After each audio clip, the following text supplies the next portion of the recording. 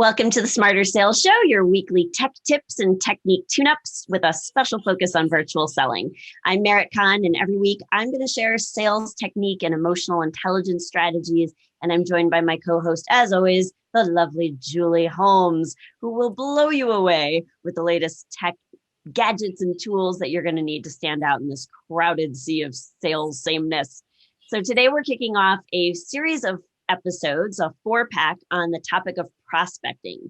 And before we get started, you should know that we pack a ton of free resources and bonus content onto our resources page. So if you're listening to our podcast on your favorite podcast platform, you will definitely want to go to the show notes. And if you're watching on internet TV on the Sales Experts channel, you're going to want to check the attachments for the links that you need to get all of our free bonus content. But without further ado, we got to give you this episode because we're going to blow you away with everything you're going to learn today about prospecting. Are you ready? Let's get smarter in sales. It's a great topic. I know prospecting is the one that we are often asked about because there's this innate belief that if you don't have enough prospects, you can't sell enough. Right. And it's kind of true, but it isn't entirely true, right? Well, I think it's there's so much fear out there, right, about not having enough.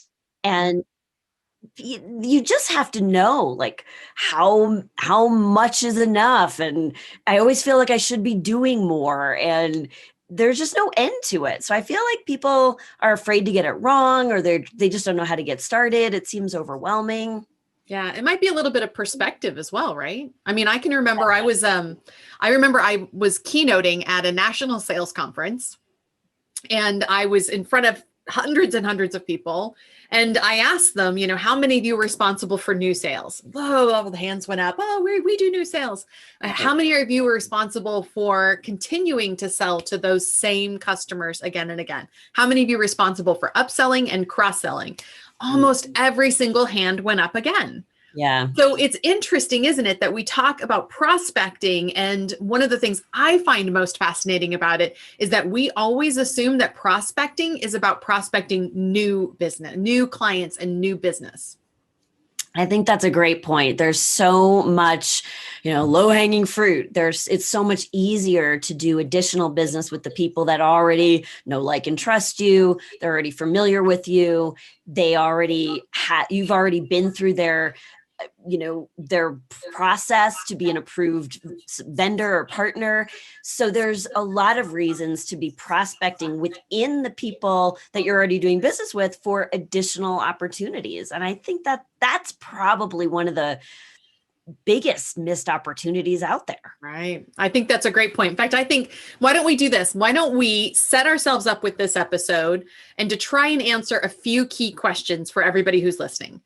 So I know you and I both have some strong feelings about how we prospect and about some of the tools and the techniques that we use to prospect. Not only do we have this episode that you and I are going to talk about, but I'm going to be sharing some technology that will really help the prospecting process in our next episode.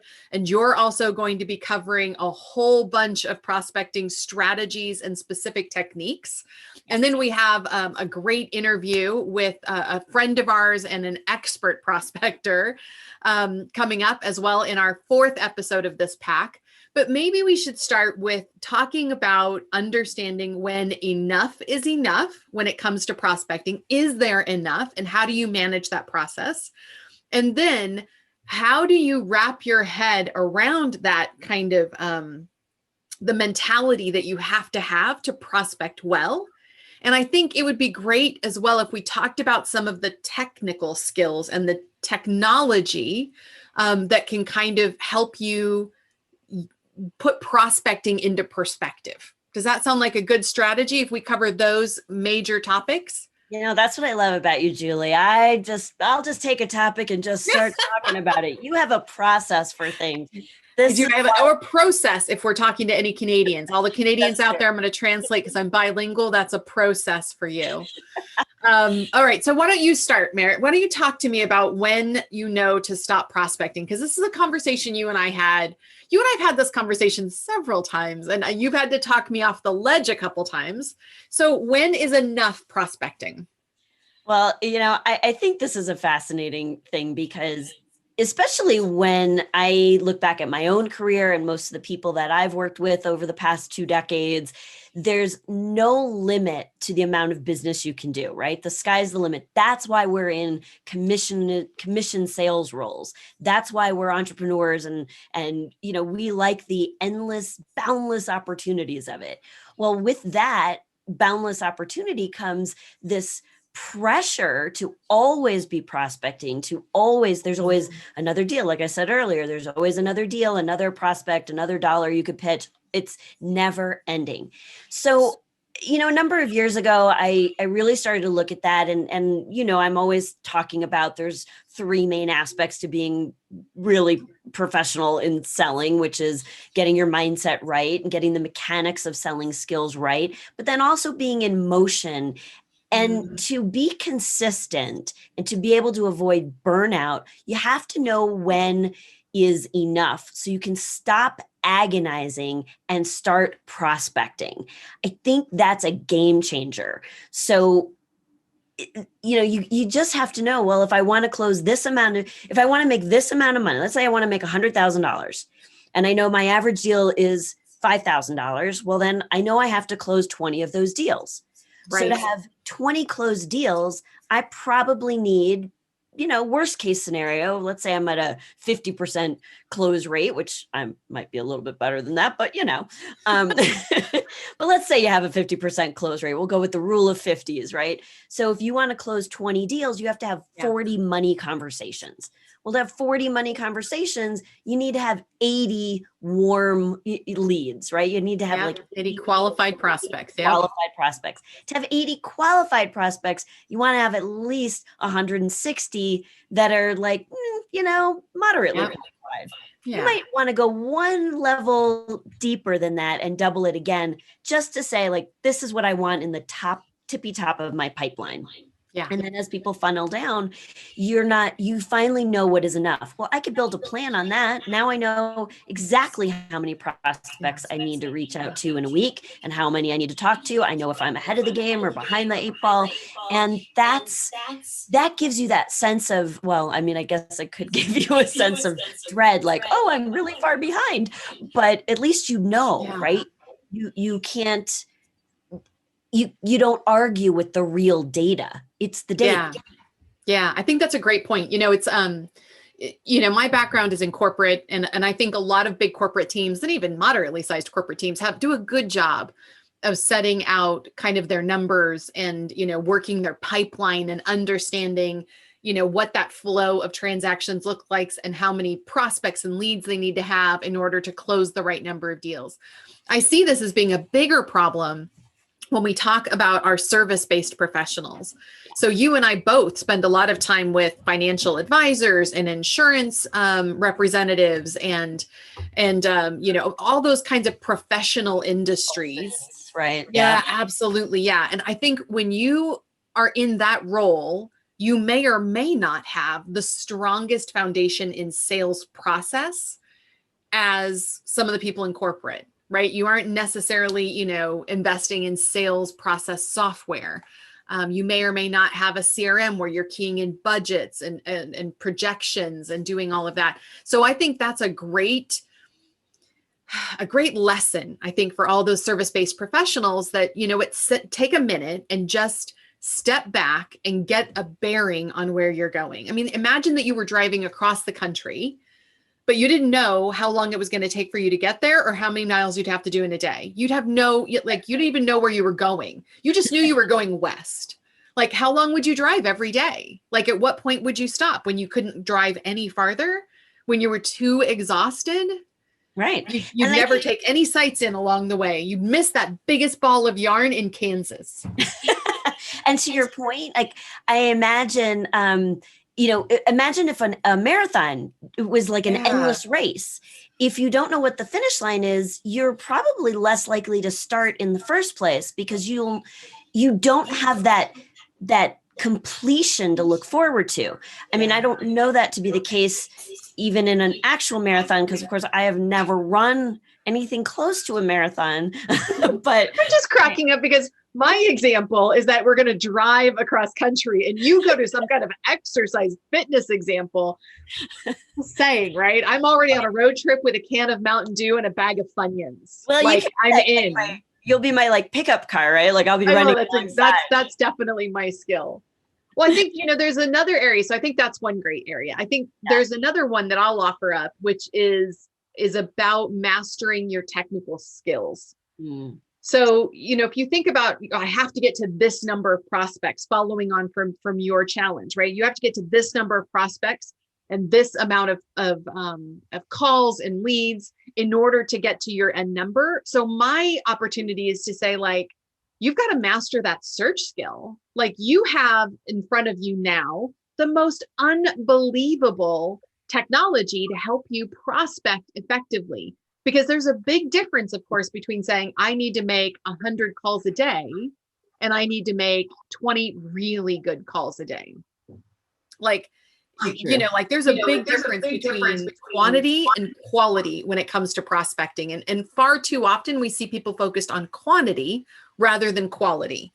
Yeah. And that just is a huge waste of energy, emotional energy, as well as physical energy, and a massive waste of time.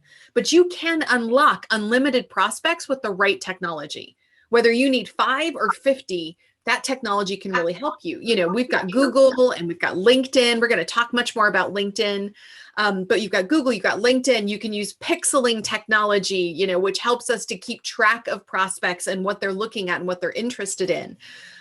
You need to find more and be more informed. And I think the other thing I would say about leveraging technology is that when it comes to prospecting, the best researcher wins, hands down, right? Like the person who can find the data is going to be the person that not only can reach the right prospect at the right time, but they're also the person that's going to be able to connect with them more effectively, because you're going to know what they're interested in and what their triggers are for buying and what's happening in their business in a way that some random person calling off the street is never going to know.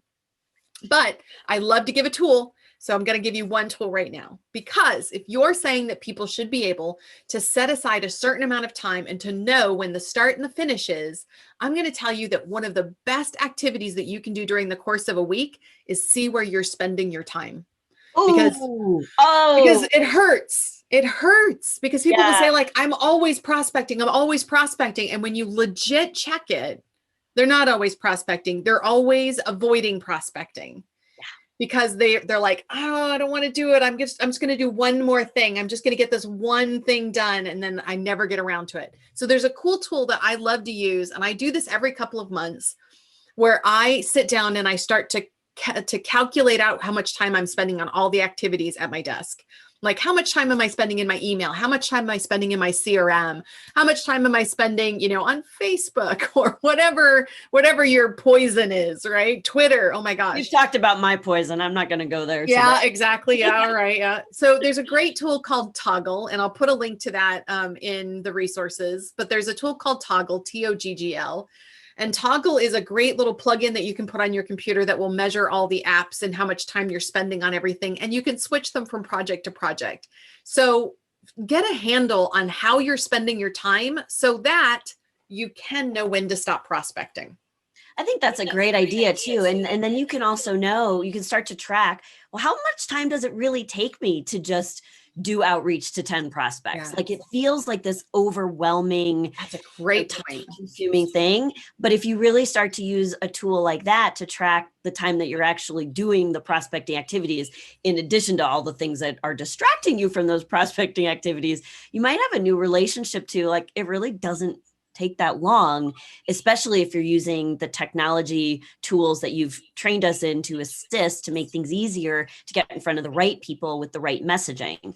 I'm super excited for everybody to get to the episode that we do with Sam Richter coming up in our 4-pack on prospecting, because his tools are amazing. And you're going to love that episode. I can agree. But you know who else is really good at prospecting? I do know. Go ahead, tell it. You do it. You go. Well, we have dear friends of ours, and the guys at Speakerflow CRM. Now they are our sponsor for this 4-pack on prospecting, and they have it figured out. So like I was saying about earlier about making sure you know how many prospects it actually takes to accomplish your goals, they have a tool. It's a free resource for you, and it's called, so you can go to speakerflow.com/revenue dash calculator. We'll put it in the resources. We've got in the resources for you. But what that tool will do, now it's designed for people who are professional speakers, but all you have to do is take out the word, keynote and put in the word deal. So you're going to look at how many deals you want to book each year and what's your average deal size. And it's going to do a calculation for you and let you know exactly how many leads you need to do in a week, in a month, in a year.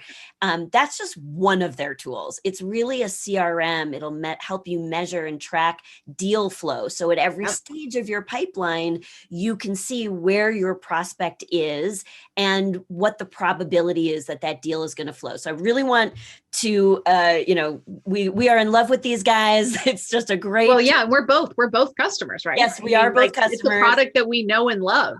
Yes. And you don't have to be a speaker, but if you're an expert or a professional and you need to track deals and do all of the campaigns and everything, this is a CRM that definitely is worth looking at. So all the resources in our little resources page for you. All right. So what about the fears that people have right now about prospecting, Merritt? Is it worth you kind of helping us come to terms with that? Yeah, I think that's a valuable conversation to have because, we can talk all day long about the tactics and the game plan, but what those are really going to lie on top of the emotions and how you're feeling. And if there's any residual fears or concerns that you have about prospecting, regardless of what's happening in the marketplace, right? So we're at the beginning of 2020 oh gosh, no, we're at the beginning of 2021. No, come on, catch up. We're not even at the beginning now. It's been a year. It'll be a year next week is the 1-year anniversary of everything closing down for the COVID pandemic. Anyway, this is just one thing, right? 10 years from now, you could listen to this episode. There'll be something else. Yeah. It's not what is happening in the marketplace, it's our reaction to it. And so there is still some residual concern and fear about, is this the right time to be prospecting? Do people want to hear my offers right now? Is it appropriate? And I would say I have heard that same kind of consistent complaint 10 years ago that I am hearing today. It matters not one bit what is going on in the marketplace. If you have too much empathy for others and not enough assertiveness to get your solution out there as a possible way to relieve their challenges, you are going to be paralyzed. You're not going to pick up the phone no matter how many numbers you break it down. You're just still going to look at that like, it's only 10 this week that I need to talk to, but I don't know. I mean, is it really? I'll do 20 next week. Yeah, exactly. So I would just encourage people, there's no reason to fear prospecting when you make appropriate offers to qualified prospects. Yeah. That's really the key. Make sure that what you are presenting as a solution is appropriate in the marketplace and that your qualified prospects really need that. And if you're having the right conversations, they're going to be glad that you called. Maybe not in that first initial moment, but you'll get over that quickly. It's nothing to worry about. And then ultimately it's good for everybody involved. So that's what I would offer. Keep that in mind. Yeah. I mean, you're going to be valuable, right? Yes. That's the key is to be valuable. Exactly. And your solution can do that. It absolutely can. And in the episode that I'm going to do in a couple of weeks, where we're really going to look at, well, what do I say to make sure that people know that I'm valuable? We're going to really break it down. And I'm going to give you some very specific sound bites for that. But before we talk about that, I mean, that's to make sure that you're dealing with people who are a good fit. You're a good fit for them. They're a good fit for you. That's not a waste of anyone's time. But I think that there's a lot of wasted time and wasting of good prospects by not saying the right things. So is there some technology that can help us do that? Yeah. It's interesting. We talk about wasting prospects. Oh my gosh, we hate prospecting, and yet I often feel like, and I'm as guilty of this, I think, as the next person, but we often just kind of like, we have people that are kind of prospects, and then like they go a little cold on us. So we go, oh, that's it, we're done. Right. I have to go find some new ones. I have to go and find some new ones. And I think that there's a lot of things that technology can do to help us keep playing and keep in the same space as those prospects as they kind of continue to move through their journey, whatever that journey is. I mean, we're lucky, sure, there was a time in a day, I can remember one of my very first jobs was working at a telemarketing firm. Ooh. Oh my gosh. I know, right? Talk about baptism and sales by fire. Man. So Omaha, Nebraska was like the capital of telemarketing, which is where I'm from. And so, I used to work at telemarketing where you used to have like the little flip sheets and you would flip them up to find your script, and whatever objection they'd have, you have to flip to the objection. Oh my gosh. It was, people hanging up on you and all kinds of things.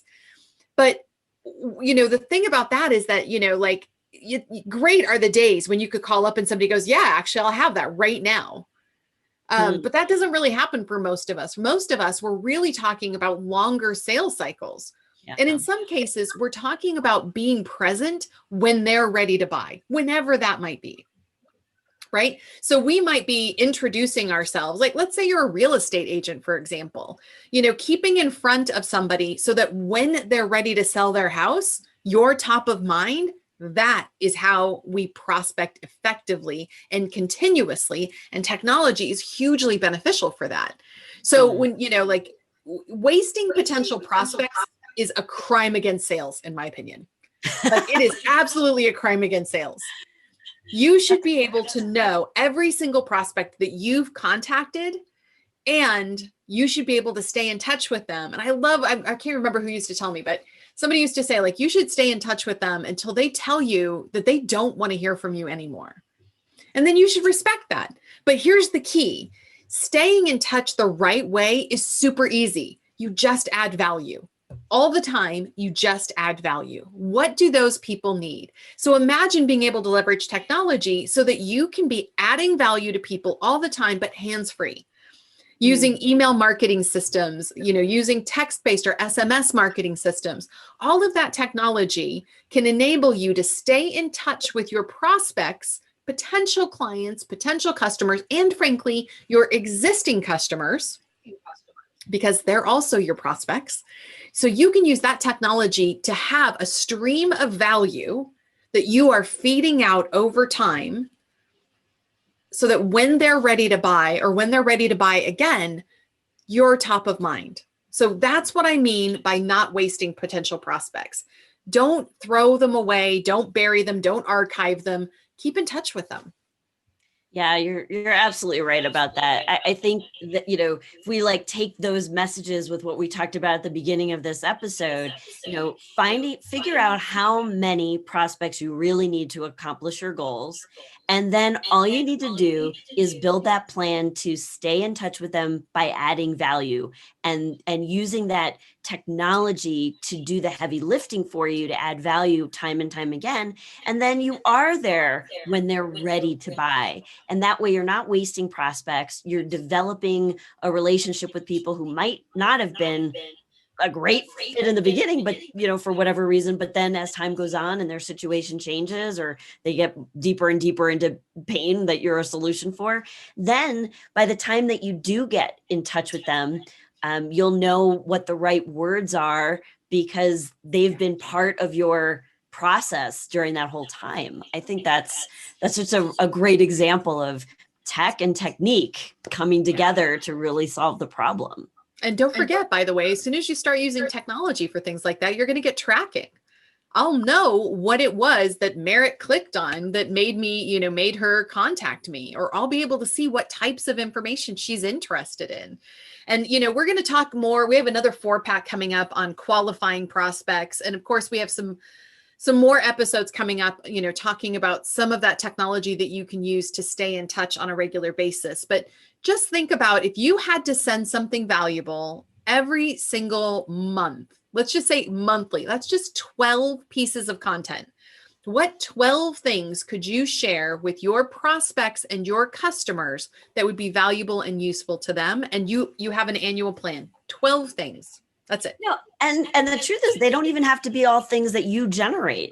They could be No. passing things along that you found valuable. Absolutely. So it's not even like 12, oh my God, 12 videos, 12 white papers, 12 things I have to do. No. Just, hey, I saw this. I thought of you. You know, people that I work with appreciate hearing about this. I thought you might appreciate it. Right. And you're just passing things along. Yeah, that is absolutely true. I'm super glad you said that, Merritt. I should have probably offered that up too. Yeah, I mean, all you have to do is go and find some news reports or articles or, what's the state of the industry? What's the trend in home sales? What's going on in insurance? Like, anything that's valuable to them, that's the key. Yep, absolutely. All right, so here's what I got from today. What I got from today was I need to sit down and double check my plan. Because I do make a plan at the beginning of the year, but then I don't always keep it updated. And I think that is maybe one of the things that is a good challenge for me is to make sure that I am doing a monthly forecast of where I am for my own sales. So looking at, right, here was my target, here's what I accomplished, and then adjust my forecast going forward, so that I am constantly aware of what's going to happen in my financials. And I think that was such a good reminder because I have definitely done what you said, Merritt. I have just, dreaded prospecting mostly because I just can't ever see the end of it.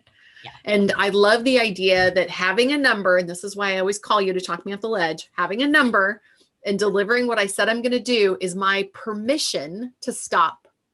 I get to stop.